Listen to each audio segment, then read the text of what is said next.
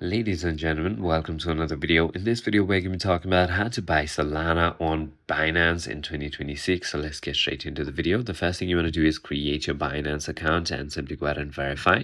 Then you will definitely go ahead and need to add a fund. So you can simply go ahead and deposit funds, choose a base cryptocurrency to deposit like a stablecoin.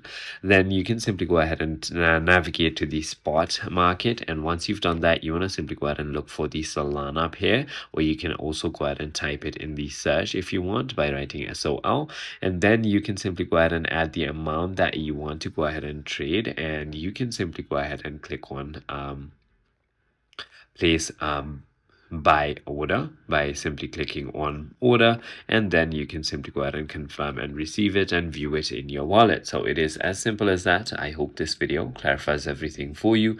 If you have further more queries, feel free to comment down below, and I'll see you on the next one.